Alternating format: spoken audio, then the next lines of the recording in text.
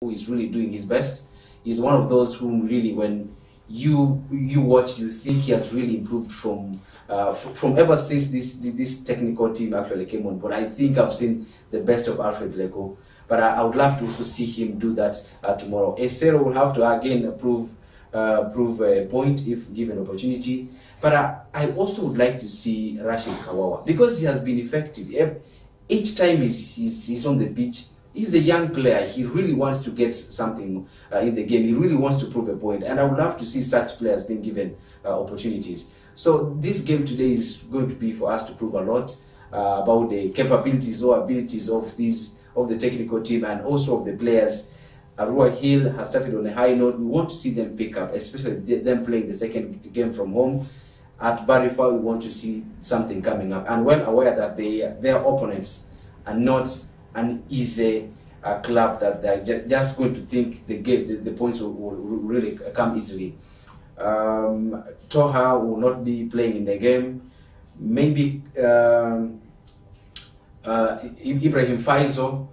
He trained, yes. He's yet to pass a fitness test, but it will also be a big blow if he doesn't pass the test. Now, I was after your press conference, I did meet Borini and tried to ask whether Rahil is very ready for the Uganda Premier League. Technically, I was trying to ask that because what is expected out of Rahil is not. I just did tell them is their value for their money, and you did tell me the players they have signed are not players that you could say, are not big name players. You agree with that? Because people say it's big name players because of the money you spend. If Innocent Maduka gets 22 million, what about if Kawa gets 10 million, and then you value that? I said maybe gets 15 million, or you have the likes of Toha Rashid getting maybe 25 million. Don't you think those are big name players? Well, I don't know from what perspective, but honestly, I think if we're just going to be looking at the sign-on fee, probably we might get misled. But you look at the abilities of the players, big name players that I will look at. I'll look at Toha Rashid. Is a big name player. He has been for long in this, and everywhere, at least when he goes, someone somewhere knows that there's Toha Rashid. Gaddafi Gadino is not a small player. He's a big name player. He has been in the game. He has done it, and he's still doing it. Who else can I talk of? Alfred Leko. He had just had a slump in form. Alfred Leko is not a starter in the game. Is a player who had established himself, who had moved places. We look at goalkeeper Anyama. A goalkeeper like Anyama is not a small player. Rogers Omedwa. Omedwa is much more of is a bit average. I'm not underestimating his qualities, but if you look at some of the names, really.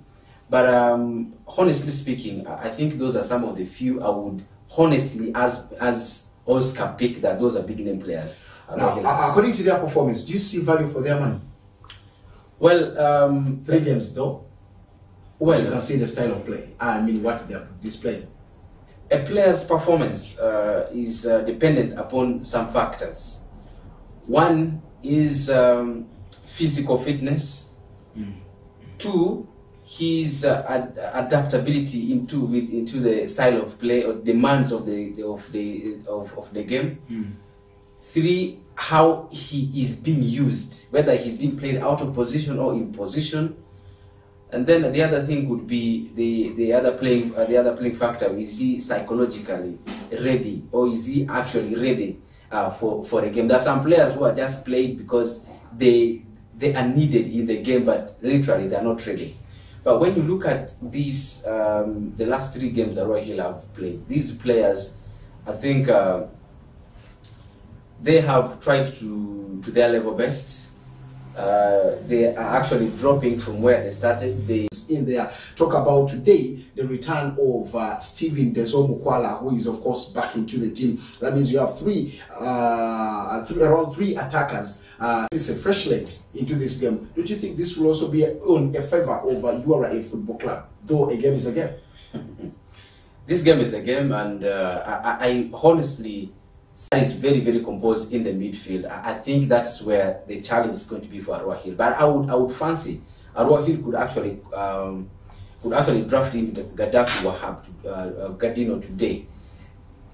I would fancy them not in pockets, and I see that in Gaddafi. I don't see that very much in Wahab. Wahab, he's good in set pieces. For me, he's good in free kicks, in set pieces. No? His delivery is, I think, is something that he's actually yet to work on. When you see his movement, when you see a player receiving a pass, how the player turns, how the player receives the ball, how the player places the ball, I see that a lot much more better with Gadino. And I would think that once they have him in the midfield, he can give his best in this type of a game. And they can actually take control of the game. One, because Faizo would be charged with winning the balls. Then the other player who can complement Faizo is going to be Ndihabwe, in making sure that the two can combine and shield the back four very well. So who is going to be the password in between the two midfielders to the attack? I think the best would be Gaddafi. Should relatively go for a 4-2-3-1, in my opinion. Because I would really need to see a double pivot in mid city. I'll see Faizo, I'll see Ndihabwe. Then up front, that's when I will see maybe in the number 8 starting. I think Cromwell will still. Yeah, I think this is the two advantages of these two players, because Dezo can play at the flanks, Cromwell can play at the flanks, so it is easier for you to play the two players in the same game. I would think for URA, the best they can do, knowing the ability of Atendile at the right back, I think they would fancy to go with either Cromwell on the flanks, but honestly, I would think that they will go with Vianney on the left-hand side of the flank, which of course I think, or Gerard Joaquin on the right-hand side of the flank. And then they can either play Cromwell behind Mukwala, or they choose to go with the one forward, and that I would fancy being Cromwell. So I would think if they go with that, then it will force so much Arua Hill to be defending deep. That means that they will need to have somebody who takes off the pressure from the defenders, and that means the two should actually be protecting the back four very well. Then one other person who picks the ball and makes sure that the transition in attack is very, very smooth. So it's going to be much more of a challenge. The battle is going to be the midfield. Who wins the midfield wins the game. We're going to be coming back to give you light and more over the game at St. Mary's Stadium. But of course, right now on our YouTube streamline or the channel, you can drop there between Gaddafi Wahab and Gaddafi Gadino. Who would you go for? As Oscar said, for him, he would prefer to go in for, that is Gaddafi Gadino, who of course looks to be more creative than Gaddafi Wahab in that team over Arua Hill Sports Club at this time. And now, will you also suggest drop it on our YouTube box in there, the comment box, and of course we'll be getting to know what exactly it is all about and what your views will be like for those who are watching us and we're streaming live now 477 on, that is the satellite dishes of Star Times, wherever you're catching this show from. Let's take a break. We'll be right back to give you more of the St. Mary's Stadium game, where of course Vipers welcomes Football Club and Vipers. So remember, Ndupraka traveled to Vipers Sports Club and their recent game was a loss to Bull Football Club at home at Greenlight Stadium, 2-0, and that is one of the biggest already. Prem gets notes, and people are looking forward to see that they need that Bull striker who did it there. But of course, before we get to that, because it would not be maybe the biggest, yesterday you did see of course the Crescent Crane also beating Team Djibouti by 13-0. So that's one of the biggest four. That is George Lutalo. Now the good news for Ndupraka Football Club is that George Lutalo today will be available for that game at St. Mary's Stadium, Chitende, and that's one big thing we could be talking about. Back to Oscar in there. Do you see that? Don't you think that is too soon for him to be as the head coach or stand on the touchline? Because I feel he has not known the team very well. Well, whatever that's happening, I don't know why. Maybe, okay, it could be an anticipation, but professionally, I would think that would be too soon for the manager to actually come. Honestly speaking, he has not trained with the team like for at least months. He has not trained with the team. So the person who knows the abilities of the players, who has seen it all, I think right now is Dodo. So I would fancy that if the head coach is available, the best he can do is to just sit on the technical bench and watch. And probably he could pick up from the next game. I think this game will come too soon for him. And this is a big game against Vipers. I know he might be tempted wanting to show to his employers how good he is. But again, I don't think these two coaches all have the same mind. Of somebody thinking, I need to play free-flowing football. That's why Dudu has been stating. For him, he wants to play a 4-3-3. Then, is it the same formation that Lutalo was seeing Lutalo actually would be fascinating to play? Because there are things that you look out for in a 4-3-3. Much as they say it is a 4-3-3, but from my assessment, you even hardly see it as a 4-3-3. Because if you have a 4-3, what is your philosophy in the 4-3-3? Because you're just seeing, you have a goal kick, you're building a play, you're not even building a play from the back, you're just putting a goal kick, you kick. You just start the ball. You don't even know whether your opponents will get the ball fast, but literally you're giving the ball to your opponents. In a 4-3-3, where the likes of the Pep Guardiola's play, your intention is to have more possession of the ball, to retain the ball more than your opponents. The more you have the ball, the more you have the opportunity to create chances. And the more chances you create, the more attempts you can make at goal, and the more goals eventually you could score. So maybe Lutalo's way could be start building the play from the back. Literally, when you're building the play from the back, the two center backs stand at the cross ends of the 16-yard box. The midfield ready to receive the balls. What we call the number 6, but the deep line playmaker comes in between them so that they form a back three. The two fullbacks move up on the width of the pitch. That is initially how the ball is supposed to be started in a complete 4-3-3. But have you ever seen that happening? What if maybe George Lutalo wants it to be done that way? So I clearly see that the 4-3-3 is on paper. Mostly what we have in Ugandan football, and let me zero it down to West Nile. I really see that if there is a coach, if there is a manager who wants his players to be in shape. I have been seeing that with Babazi, though against Onduparaka it didn't work out for me. But the rest, let me just be open that most of these coaches achieve results because of the individual brilliance, because of most of the players are individually very good players. Actually, if the players are to play as a unit, we still have a very long way for me even to see that there is a coach who can assemble a team that can play as a unit. They keep their shape. They always mind of playing in shape. They complement each other. I think we are yet very far from actually seeing that. So is yet what I'm about to see. But all in all, I think that game will be too soon for John Lutalo to come. Now, it's one big thing that someone will be talking about, because Viper Sports Club are very organized, and then they are a team that is trying very much. They lie second on the table after playing 3 games in there with 7 points, and KCCA lies first on the table after playing 4 games and with 12 points. That means they have not lost. But this time around, tactically, the two, of course, teams that you've seen in there, you've talked about their abilities and their moments in there. Let's look at Onduparaka in the midfield. We've seen they still have a lot of things that they're lacking. And then, of course, look at the attacking force. Yes, we've heard of Shaban. The other time in the recent game, we saw the Kubo Bryans from the regional league team crossing over to Onduparaka and started. But, of course, things were not all that you could be expecting. Now, you're going against the Viper Sports Club, who has the likes of Unis Center, who has even gone abroad and come back. Yes, yes, you could say you have your Shaban, you have the likes of the Congolese Manzoki, who is scoring goals for fun. You saw them beat, I think, Bull Football Club, about 8 goals in their final games. You're coming against such a team that is very, very much composed. Don't you think this, and Vipers is at home, don't you think, okay, anything can happen in a game, but where do you give your odds dropping mostly? Well, a game is a game, but honestly, if we were to go by form, even a layman would think that it's going to be Vipers who's going to take the day.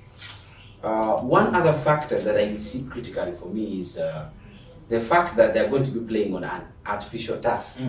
It has been one of the most disqualifying factors for most players who will be having it as a first experience to play on artificial turf.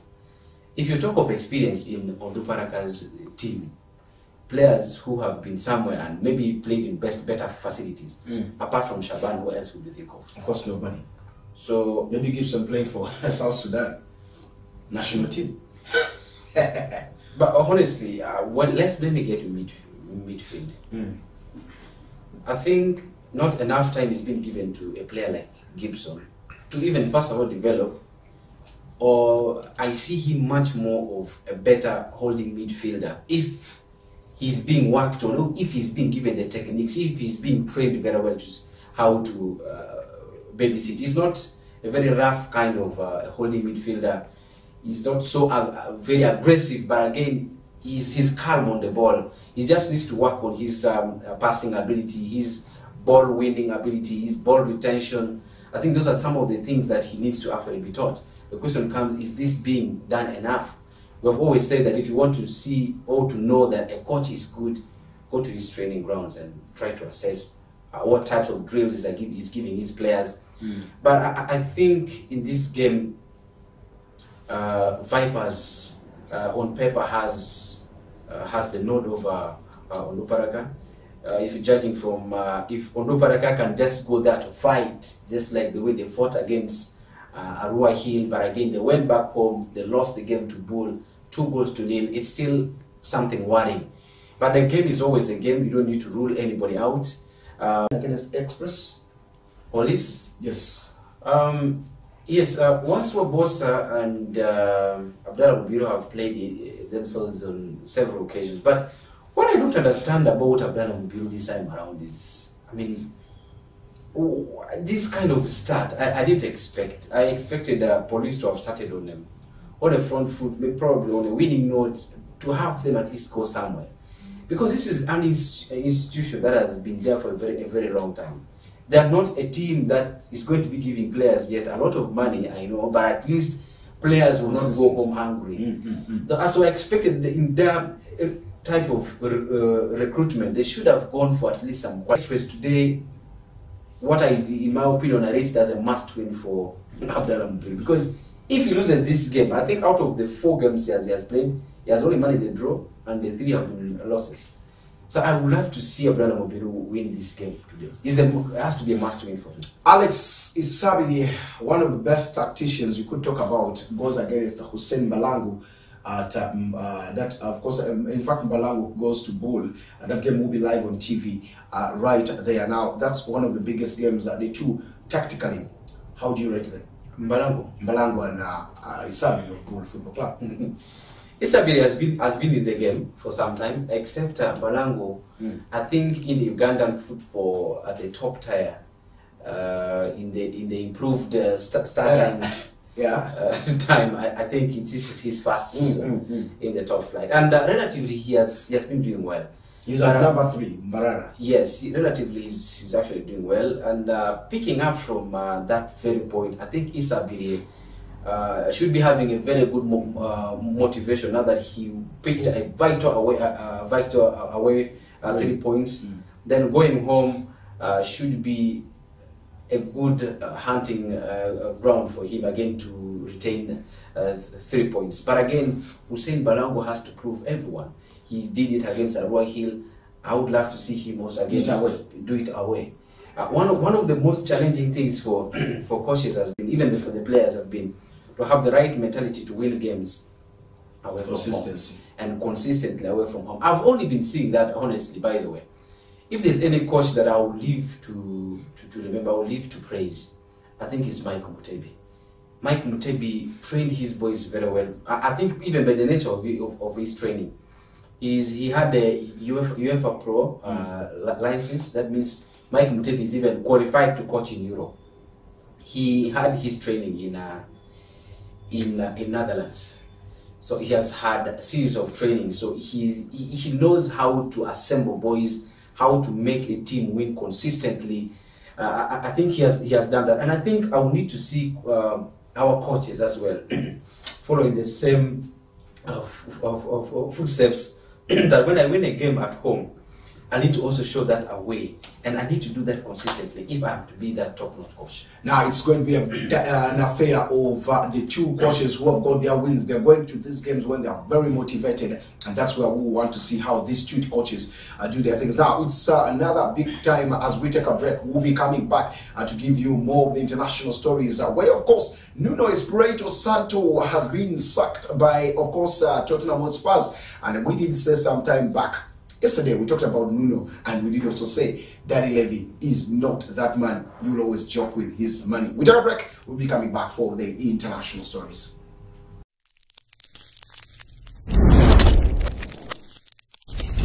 West Nile TV, lighting up the region.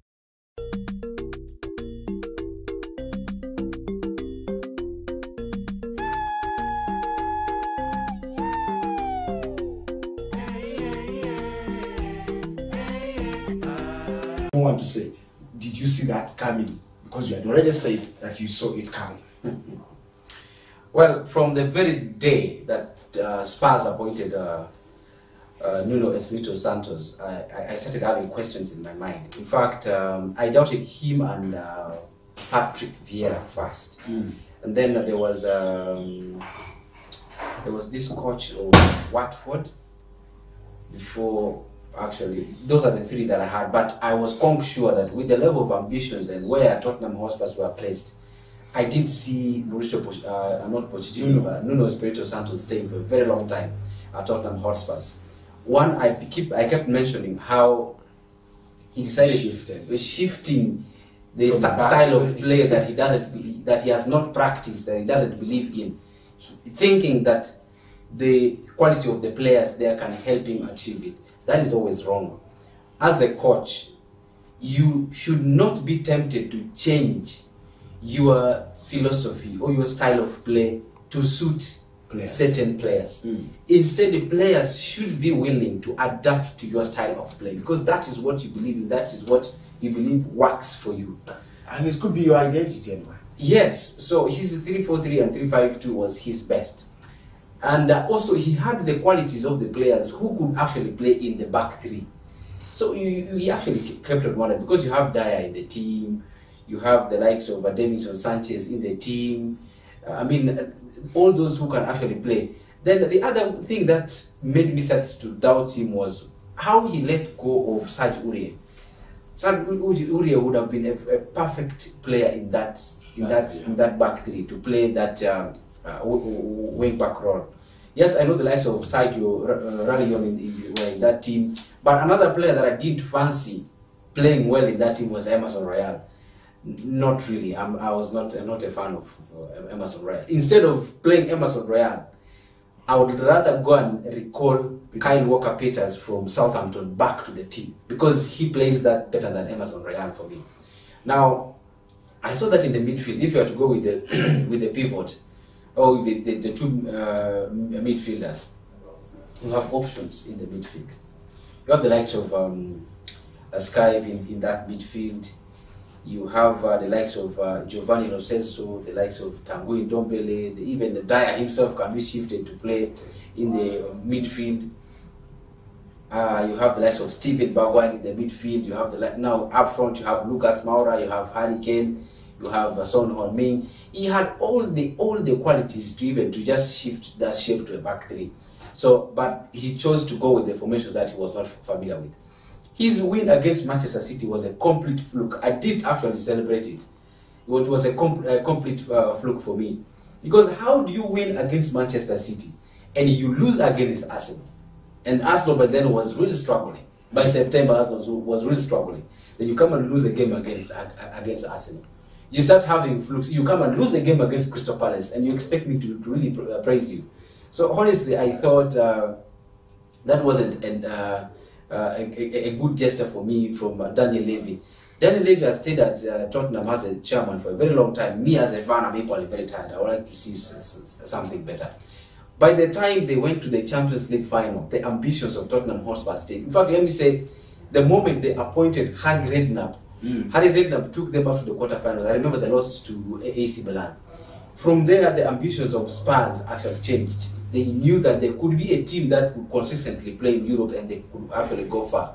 What did they do after there? They let go of Harry Redknapp. But before Harry Redknapp, there were the likes of Martin Jol, that were in that team. But from there, they chose their own after Harry Redknapp. They went to Tim Sherwood, who is an analyst now with SuperSport. From Tim Sherwood, things started. They started seeing different things. After Tim Sherwood, there was FVB. After FVB, now they started looking at they want to go somewhere. That's where now you saw the likes of you saw Pochettino now coming in. Pochettino took them to the finals of the UEFA Champions League. There was that hope they could actually do better. At one point, they actually almost finished ahead of Arsenal. That to me was a plus. So that after letting go for Pochettino, bringing in for me Jose Mourinho was again another thing that their ambition was far ahead of even Arsenal.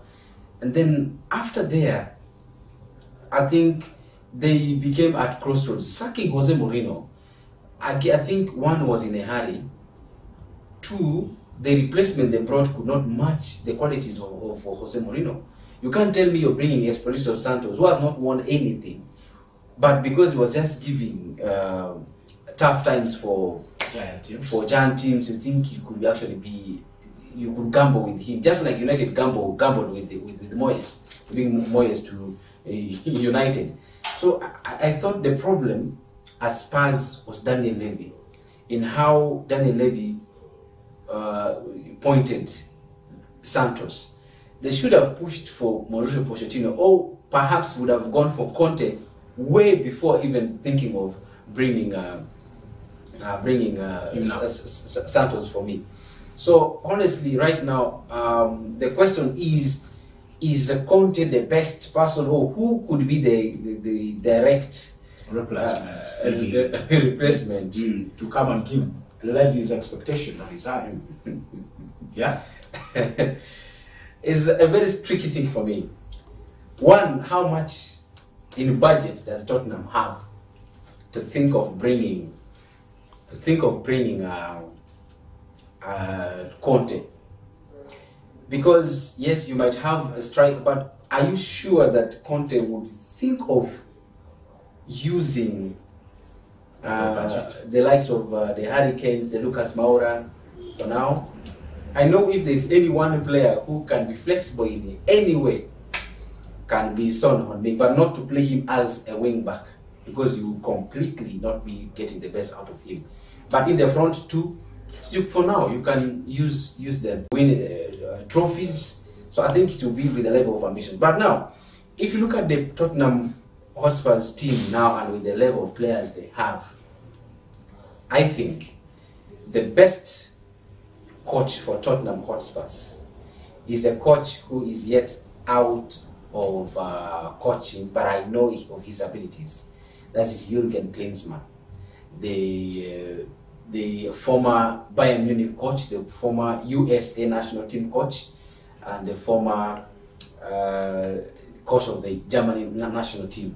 Jurgen Klinsmann would be the best pick. He's a former Tottenham Hotspur's player.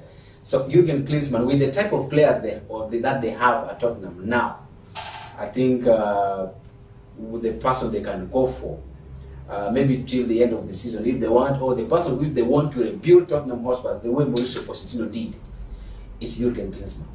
Now, of course, that's one of the biggest. It happened yesterday, and that is one big thing someone was going to be asking, maybe. But of course, we've given you that. Now, let's go to the European night, where, of course, Manchester United travels to Atlanta, and of course we've talked about some key names who are not going to be there, like Paul Pogba in that game. So when they were brought in the first round, they changed the game, but this time round he's not going to be there. How would this test be for Ole Gunnar Solskjaer? He had 3 games, he has won 1. He has the second one that he's going for.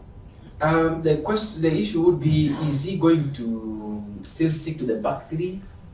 Or you'll go back to his 4-2-3-1. The back 3 against Tottenham Hotspurs worked because Tottenham Hotspurs were a disorganized team. I even said it before here that Ole is one of the 3 games given against Tottenham he was going to win, because any team, any organized team can beat Tottenham. If Crystal Palace can beat them 3-0, what stops United from beating a team like Spurs under Santos?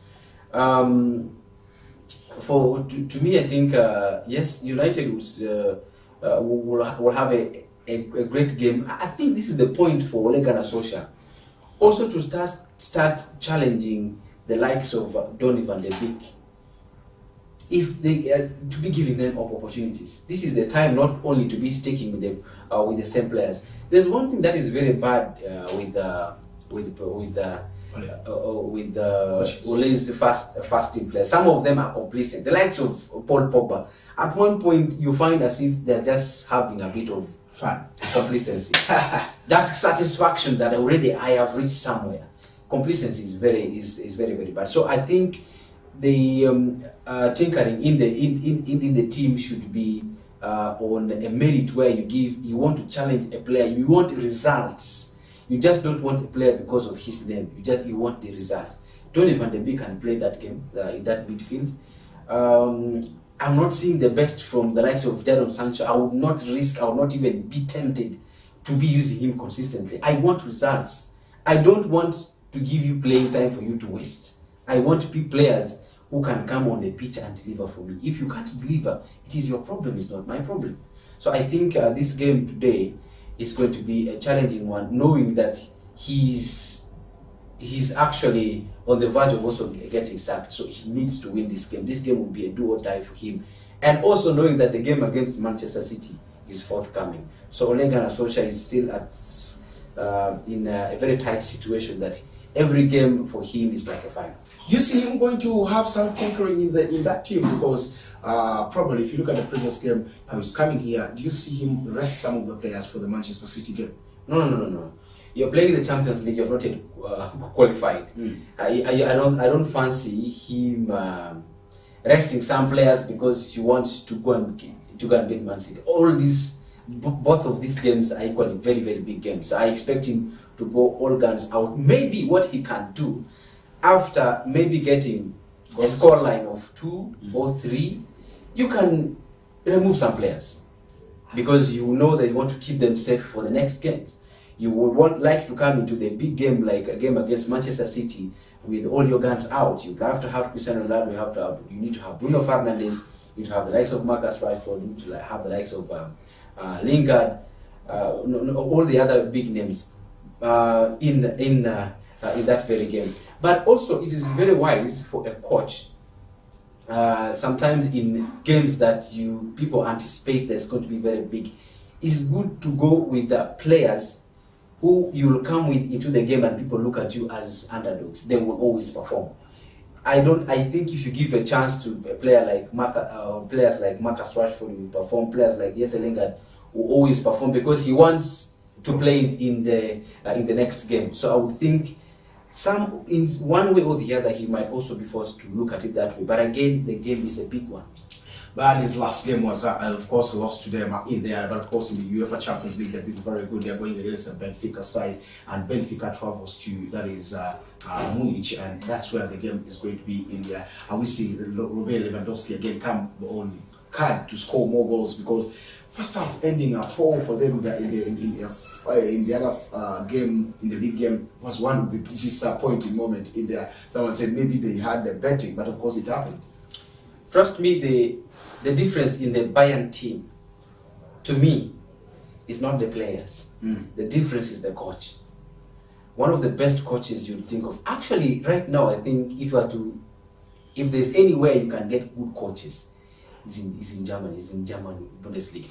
Julian Nagelsmann is barely 35 years. But look at the wonders he's doing at. First of all, he announced himself at RB Leipzig.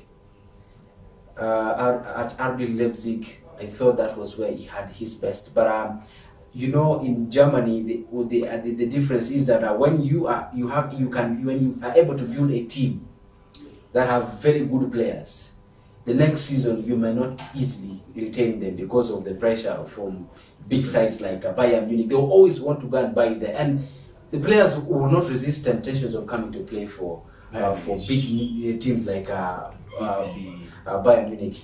And again, even Dortmund themselves actually have also been struggling. You build players like the Michael Roos, the Lewandowskis. You will not see them. Other big teams will come. Yes, other teams will actually come and fetch from there. Now, this young coach has found himself in a team that season in, season out, they will have to actually win. Maybe this could also be his time to win his first silverware. Maybe we retain the Bundesliga.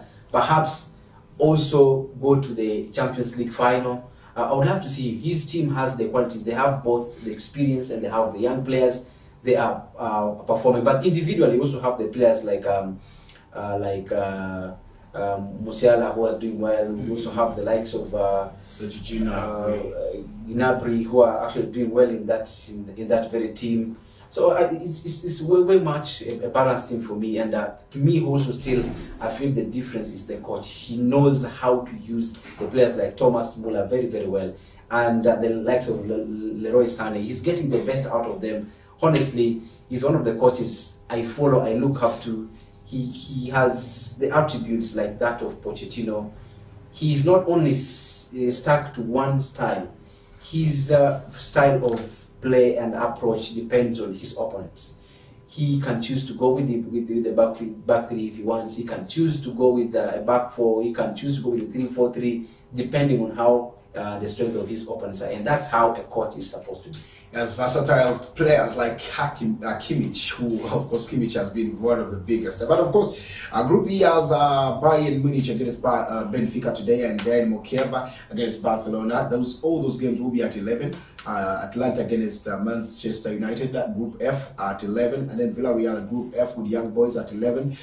Group G has, of course, Wolfsburg against Salzburg at 8. Of course, 15 minutes or quarter to 9, and then of course you have Sevilla against Lille at 11, and then Group H has Malmo against Chelsea. It's going to be at 2:45. That means 15 minutes to 9, and Juventus will be taking on Zenit at 11. All those are the games that will be there for the UEFA Champions League. Maybe your summary as we wind this session. Well, I'll be looking forward to Jurgen Klinsmann if Levy is thinking what I am thinking, but if he just wants a kind of rigorous change, something that happens eminently. Maybe he wants to start seeing immediately results. You don't want to say you see that entertaining football, that's so much entertaining football, you only focus on results, then they'll be looking at Antonio Conte. And that's where I want to stop. Thank you so much for watching West Nile TV, and it's been the whistle time. And I want to say, stay hooked to your TV because more interesting programs still coming up next.